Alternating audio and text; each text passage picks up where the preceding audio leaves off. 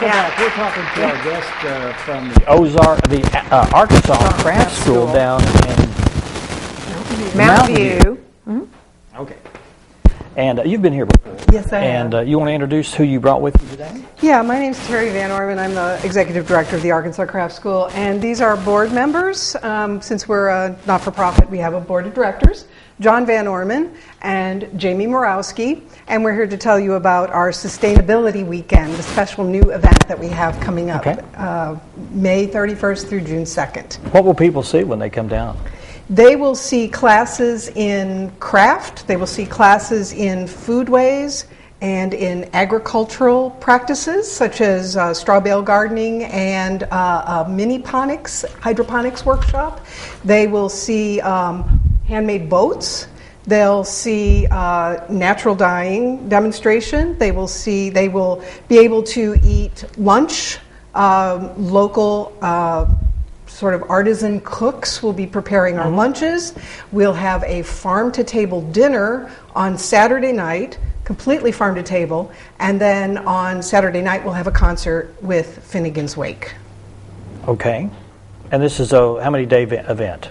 Three-day event. Okay. All right. And Jamie would tell you about, we're having the event at his farm, so I'd like him to say a little bit about the venue. Yeah, where's your farm located? I'm about 10 miles south of Mountain View. Okay. And for the last few You'll hold your microphone up a little bit so we can... Is that turned on? Thanks. For the last few years I've been building a venue for these kinds of events. So there's a demonstration kitchen, there's a winter greenhouse, pavilion to house people, and we do have some rental units, although for this weekend they're all rented. And it's a lovely setting in the woods. So this is a business for you, and it's a lifestyle, I guess it's a 24/7 lifestyle. It's a life. Yeah. And one day it may be a business. At this point it's working with the craft school, which is a non-income issue for me here, but I'm very much wanting to welcome art into the growing aspect. There are a lot of farmers in our area, and I'd like to add art to the growing process. And It's 440 acres of beautiful gardens, woods, a huge pond.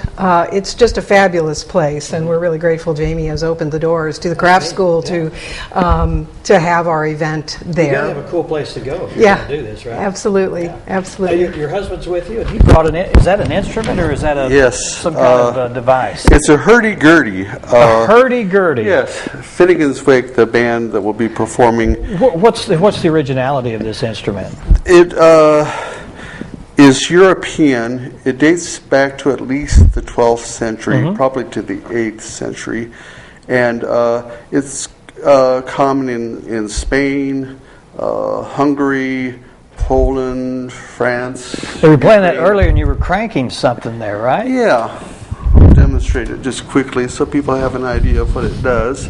It's a stringed instrument, actually, and there's a wheel inside, so it's the wheel acts as a bow. And it's a violin bow that has no end. Oh, cool.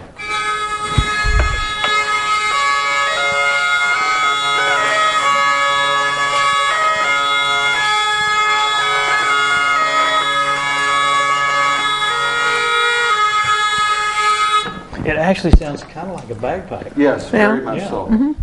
But it uses the concept of a violin with horsehair, right?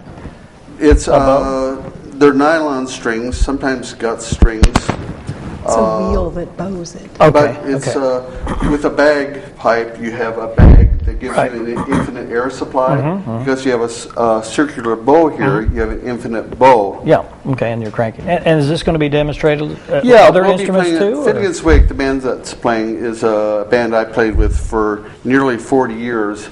And we play traditional music of England, Scotland, Ireland, and America. And we use fiddles and guitars and dulcimers and hurdy-gurdy and concertina and lots of exotic It's just amazing someone would call that a hurdy-gurdy. Where did they come from? It just you think the guy was... That's the English word for the instrument. Oh, really? But the French call it a viol leroux, a violin with a wheel. But hurdy-gurdy is the English name, and nobody knows the origin Oh, they of were that. drinking, I'm sure. They were bound to be. So this is event's going to be called the Stability Weekend. And it's- I'm sorry, Sustainability Weekend, and May 31st through June the 2nd. Yeah, and people can call me to sign up for the classes. They cost between, depending on the length of the class, some are as inexpensive as $30, and we go up to $175 for the 3-day classes. The lunches are $12, dinner is $25, and the concert is $10. And you can mix and match any combination of those ingredients to make your own weekend.